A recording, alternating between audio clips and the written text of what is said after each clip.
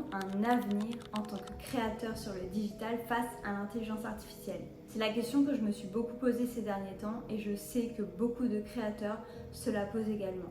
Salut, moi c'est Laetitia, graphiste, brand designer et aujourd'hui je veux évoquer ce problème avec vous qui en inquiète plus d'un. Ces dernières semaines, je me suis posé vraiment beaucoup de questions face à mon travail, face à l'évolution de celui-ci parce que franchement je galère un peu, j'ai pas forcément tout le temps des clients et je me suis rendu compte aussi qu'autour de moi beaucoup de personnes passaient de plus en plus par l'intelligence artificielle. Mais pendant que je déprimais dans mon coin, je me suis rendu compte que l'intelligence artificielle manquait cruellement de quelque chose, d'authenticité. En fait, l'intelligence artificielle, c'est l'outil excellent pour l'uniformisation.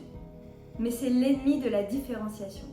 Donc si de base des entrepreneurs ou des personnes cherchent à avoir une identité authentique, l'intelligence artificielle ne pourra pas la donner. Tout simplement parce que l'intelligence artificielle se base sur des contenus qui ont déjà été générés, soit par l'intelligence artificielle elle-même, soit par des choses qui existent déjà. Et du coup, l'intelligence artificielle crée des choses qu'elle considère parfaites, alors qu'on le sait bien, l'imparfait crée quelque chose qui est humain, crée une authenticité, crée un lien avec quelque chose, un design, un événement, une personne. Ça me fait penser à ce qu'une amie un jour m'a dit lorsque je chantais et que j'étais effrayée de faire des fausses notes. Elle m'a dit mais en fait tu te rends pas compte, en tant que personne qui écoute, on aime voir ses imperfections, entendre ses imperfections parce que c'est ce qui fait que ça crée un lien émotionnel, c'est ce qui fait que c'est toi.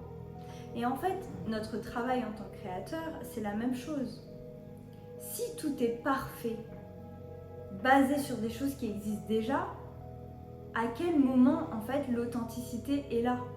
Autre chose, si on prend par exemple l'univers du luxe, des grandes marques, ça m'étonnerait qu'un jour une grande maison se base entièrement sur de l'intelligence artificielle.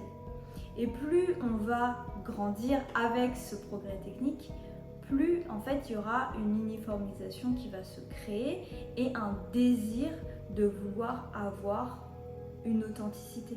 On le ressent bien en ce moment, il y a beaucoup de mouvements qui font que des personnes se recherchent davantage, souhaitent être davantage authentiques. C'est pareil sur l'algo Instagram, il me semble, maintenant l'authenticité est mise en avant. Parce qu'en fait, on ne veut plus de faux semblants, on veut des choses uniques, on veut des choses authentiques. Donc bien évidemment, on n'a pas tous le budget pour se payer un artisan, un graphiste.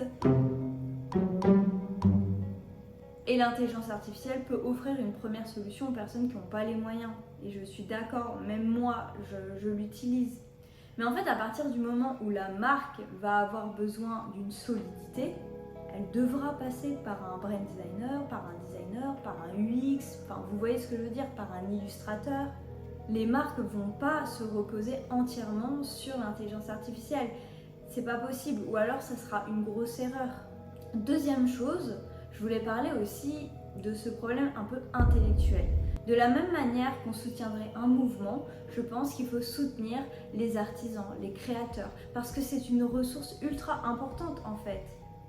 Si on délègue tout à l'intelligence artificielle, après il n'y a plus rien qui existe et on va se perdre dans quelque chose de digital, de trop peu matériel. Donc c'est important. C'est comme un fermier. Le fermier, il va pas demander à l'intelligence artificielle comment planter ses trucs. Non, il le sait, il l'a appris. C'est une compétence qui a été transmise. C'est la même chose pour un artisan. Et d'ailleurs, ça me fait penser, par exemple, quand on fait appel à un designer, à un brand designer, bon, je vous parle de ce métier-là, mais on est d'accord, ça se réplique sur les autres métiers.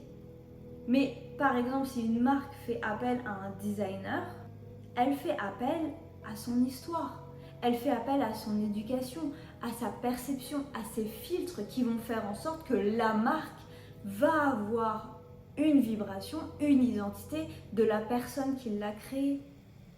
Si une personne veut avoir une identité totalement uniformisée, sans réelle histoire derrière, ben ok, c'est chiant dans le sens où elle va pas faire appel à vos services, mais en même temps, c'est sa décision. Si si elle ne veut appartenir à aucune histoire, eh bien c'est sa décision, mais ça me fait penser à la fameuse langue qu'on a inventée, l'espéranto, qui au final n'a pas duré parce qu'en fait il n'y a pas de culture, il n'y a pas d'histoire qui soutient cette langue, il n'y a pas de socle solide, il y a une utopie derrière d'uniformisation d'ailleurs.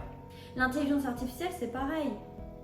Donc à tous mes amis qui ont peur pour leur métier, je comprends entièrement. Et je pense que c'est aussi le moment pour se reconvertir. Si vous n'avez pas confiance en votre métier, effectivement, c'est peut-être le bon moment pour se reconvertir, pour aller dans quelque chose peut-être de plus matériel, de plus humain, etc., etc. Mais notre métier en tant que graphiste, brand designer, illustrateur ne va pas disparaître, entièrement en tout cas. Donc voilà, c'est ce que je voulais partager à travers cette vidéo. Je comprends que il y a une peur qui se génère face à l'intelligence artificielle, mais il ne faut pas oublier le potentiel humain derrière et le fait que ça va différencier le chip d'une marque imposante, de luxe ou avec un avenir. Donc voilà les amis, n'hésitez pas à me partager aussi vos réflexions face à ça, je pense que c'est important. Et je pense que c'est aussi important qu'on se soutienne sincèrement, surtout à l'ère du digital. Qu'est-ce qui est humain, qu'est-ce qui ne l'est pas. Je pense que commenter, interagir, créer du lien, eh bien c'est important et c'est ce qui va permettre aussi que nos métiers vont continuer à vivre en fait. Tout simplement parce qu'en fait on est humain et que le lien se crée à travers les échanges. Et je pense que le digital n'est pas à diaboliser, c'est fantastique. Moi je trouve ça incroyable de se dire qu'on peut communiquer à travers le digital, qu'on peut se faire de nouveaux amis, qu'on peut rencontrer des personnes, qu'on peut créer du lien. Mais justement c'est ça l'importance, le lien entre humains qu'il faut conserver. Donc voilà les amis, ne soyez pas trop défaitistes face à votre avenir, je me dis ça à moi aussi. Mais on est là, on se soutient et puis voilà, gardons l'espoir.